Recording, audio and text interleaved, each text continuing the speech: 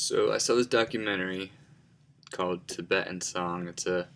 In short, a very compelling story that takes you inside Tibet to show you the attempt of the Chinese to destroy the Tibetan folk music culture, or in general, Tibetan culture. And the film is amazing. It has a very personal feel.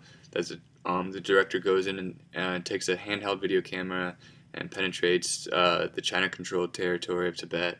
Um, he travels into Tibet and explores it, and he hasn't been there since childhood. And he really becomes appalled to see how much Chinese have influenced or are trying to influence the Tibetan culture and try to turn them into what they really would like to have them as. In other words, ruin Tibet culture, pretty much. So he speaks of how music is not just a piece of Tibetan culture, how sacred it really is, how it really is. Music is part of the Tibetans' way of life. They have songs for just about everything: cleaning, cooking, wandering, sitting, socializing. Um, Tibetans have a very strong social, not just social, but the Tibetans have a very strong cultural center around music, and he makes it really evident in that documentary.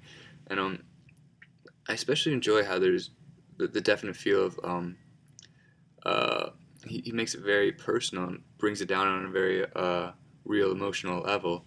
Um, because after he journeys into Tibet, he bringing his little handy cam around documenting everything, he uh, he manages to get arrested mid journey and mid story, and that was really something weird to see in a documentary or in a story. That the director slash narrator of the film became a political prisoner halfway through the making, but he still continued to make the film after he was eventually released 7 years later, um, which I found really intense. Um, but thank God he only served 7 years. It was an 18-year sentence, and he was arrested for videotaping the music and the songs that Tibetans were performing for him while he was shooting this documentary. So essentially, he was arrested for shooting this documentary, but the Chinese charged him for espionage. I mean, I guess it happens sometimes. Uh, but anyway, so he got out because there was a huge international campaign that was started in his name, and he was eventually freed and finished the film. And um, I thought the film was amazing because it definitely it raised my consciousness. I didn't know anything about Tibet, and it showed me the culture of Tibet. It showed me what's going on in Tibet right now. It showed me how I can help it, how I can keep raising consciousness on the issues of Chinese controlled Tibet, and it also made me appreciate a lot of the culture or the entire culture of Tibet, and how really sacred it is and how it needs to be preserved, if not trying to stop the Chinese attempt to overthrow it.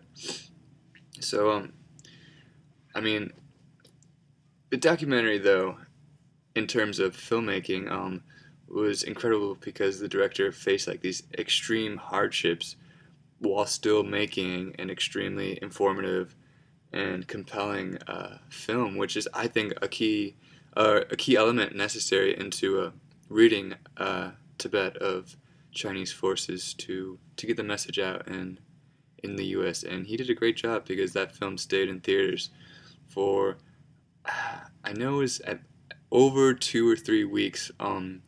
The given days that he was originally given to show the film. So a lot of people kept seeing it. A lot of people kept giving good reviews, and I'm definitely one of them. I recommended that film to everyone I knew.